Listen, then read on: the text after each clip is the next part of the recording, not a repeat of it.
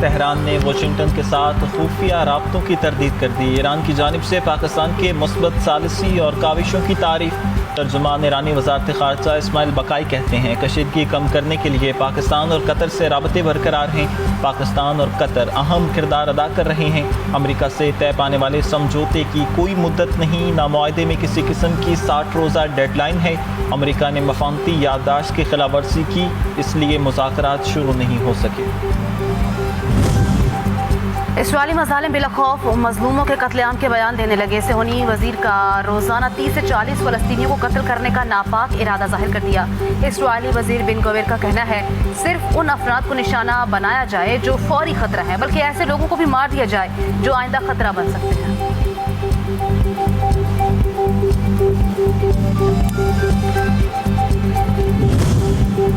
ایران کا اسرائیلی وزیر کے بیان پر سخت رد عمل۔ قاسم غریب آبادی کہتے ہیں اسرائیلیوں کے ایسے سفاکانہ بیانات کو سنبھال کر رکھنا چاہیے تاکہ مستقبل میں ان کے خلاف کسی بھی ممکنہ قانونی کارروائی کے لیے ثبوت کے طور پر پیش کیا جا سکے۔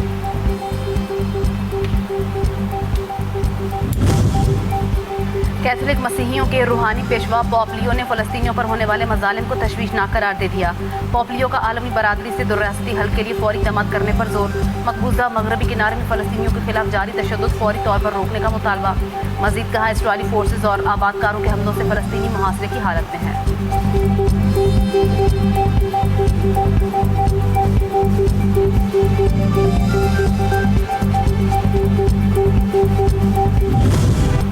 امریکہ کی جانب سے سعودی عرب، ترکی اور پاکستان کی مکہ دفاعی معاہدے کا خیر مقدم۔ صدر ٹرمپ نے اقدام کو جرأت مندانہ قرار دے دیا۔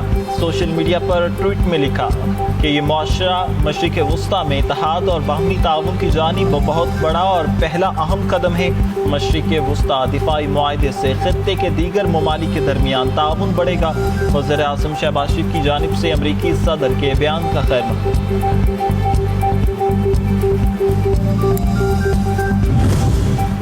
ایران کے آرمی چیف نے امریکی فوجی کو ہلاک کرنے یا زندہ گرفتاری پر $30,000 انعام مقرر کر دیا۔ جنرل ابی ہاتھی کہتے ہیں اگر کوئی بہادر ایرانی خاتون یہ کام کرے تو اس کا انعام دگنا ہوگا۔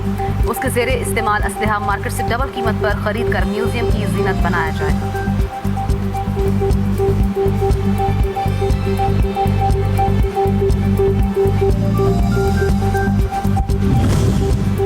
صدر ٹرمپ ایران کے خلاف جنگ میں ساتھ نہ دینے پر جنوبی کوریا سے ناراض۔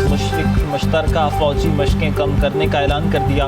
کہتے ہیں ہم نے جنوبی کوریا سے کہا کہ کیا وہ ایران کو جوہری ہتھیاروں سے پاک کرنے میں ہمارے ساتھ شامل ہونا چاہیں گے، تو انہوں نے جواب دیا کہ نہیں، شکریہ۔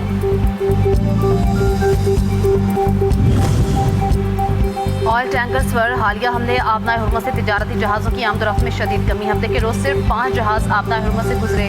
اتوار کو کوئی جہاز ریکارڈ نہیں ہوا۔ گزشتہ ہفتے کے اختتام پر 31 جہاز اس اہم آبی گزرگاہ سے گزرے تھے۔ ایک چھوٹا ٹینکر ایرانی فیول آئل لے کر آبنائے ہرمز سے باہر نکلا۔ گزرنے والے جہازوں میں ایک خالی ویری لارج کروڈ کیریئر بھی شامل تھا۔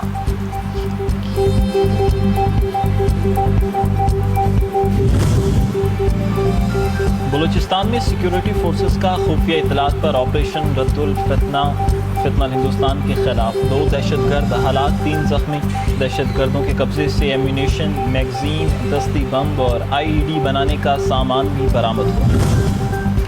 وزیر داخلہ محسن نقوی کی زیر صدارت اجلاس میں کارکردگی بہتر بنانے، باہمی رابطے مضبوط کرنے اور جدید تقاضوں سے ہم آہنگ اصلاحات نافذ کرنے کے پلان پر پیش رفت کا جائزہ لیا گیا۔ تمام اداروں کو باہمی رابطے، تعاون اور کوارڈینیشن مزید مضبوط بنانے کی ہدایت۔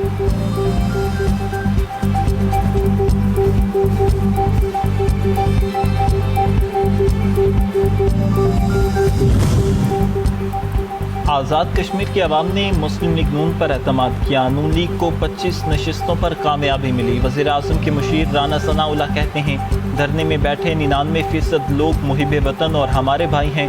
خصوصی نشستوں پر انتخابات کے بعد ہمارا نمبر 33 کے قریب ہوگا۔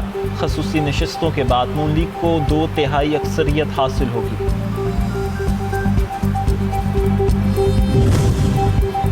آزاد کشمیر قانون ساز اسمبلی میں 8 مخصوص نشستوں پر ووٹنگ 24 اگست کو ہوگی۔ 20 اگست کو کاغذات نامزدگی جمع ہوں گے۔ 23 اگست کو امیدواروں کی حتمی فہرست جاری ہوگی۔ مخصوص نشستوں میں خواتین کی 5 اور رکاؤ مشاہد کی 1، اوورسیز کشمیریوں کی 1 اور ٹیکنوکریٹ کی 1 نشست شامل۔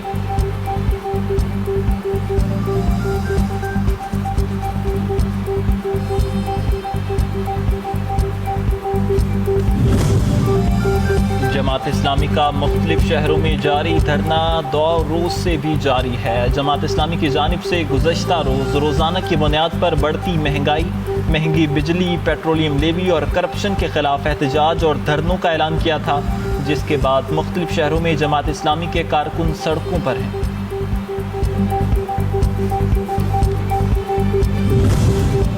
धरने का मकसद ज़ाती मुफाद नहीं बल्कि अवामी मुफाद है। अमीर जमात इस्लामी हाफिज़ नईमुर रहमान कहते हैं, पेट्रोलियम मसनूआत की कीमतों में इजाफे से महंगाई बढ़ती है। महंगाई की वजह से हर शख्स परेशान है। जमात इस्लामी पूरे पाकिस्तान के अवाम की तर्जुमान है। कराची और पेशावर में भी धरना जारी है।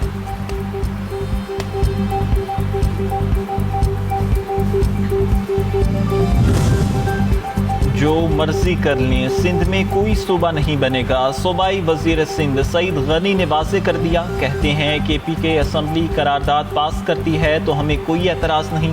पंजाब की असम्बली करारदाद पास करती है तो बेशक सूबा बना लें। ज़बरदस्ती सूबा बनाने से लोगों में ख़तरनाक नफरत पैदा होगी।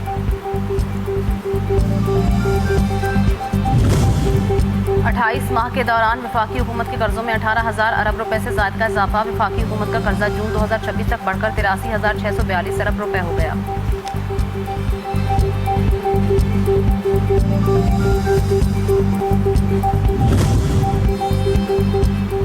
हज 2027 के लिए सरकारी और निजी हज स्कीम की दरख्वास्तों की वसूली की तारीख तब्दील। वजारत मजहबी उमूर के मुताबिक हज दरख्वास्तें 18 अगस्त से वसूल की जाएंगी। सरकारी स्कीम के हज अखराजात 2 मसावे एक साथ में वसूल किए जाएंगे। कोटा मुकम्मल होते ही दरख्वास्तों की मज़ीद वसूली रोक दी जाएगी। रावलपिंडी और इस्लामाबाद में मूसलाधार बारिश, नशेबी इलाके ज़ेरे आब। नालालई में कटारिया के मकाम पर पानी की सतह 17 फीट तक पहुंची। गवाल मंडी पुल के मकाम पर पानी का बहाव 15 फीट तक पहुंचा। मुख्तलिफ मकामात पर बारिश का पानी घरों में दाखिल हो गया। गलियां, मोहल्ले, नदी नाले, तालाब का मंजर पेश करने लगे। गलियों में कश्तियां चल गईं। शहरी अपनी मददात के तहत घरों से पानी निकालते रहे। नालालई के आस पास आबादी को मोहतात रहने की हिदायत। 21 अगस्त तक मुल्क के बालाई और बस्ती इलाकों में बारिशों का अलर्ट जारी।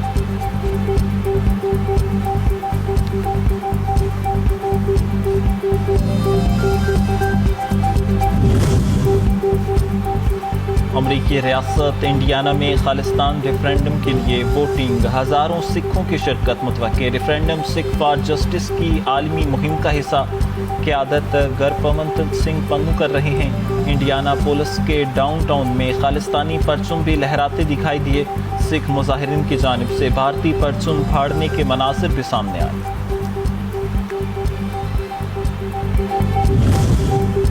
और बेल्जियम के जंगलात में लगने वाली आग ने 3,000 हेक्टेयर रकबे को लपेट में ले लिया। बेकाबू आग जर्मनी की सरहद की जाने बढ़ने लगी। हेलीकॉप्टर, फायर फाइटर्स, फौज और मकामी किसान बेल्जियम में तारीखी बदतरीन आग बुझाने के लिए मसरूफ। मुतासरा इलाकों से हज़ारों रिहायशियों का इनखला, वापसी से भी रोक दिया गया।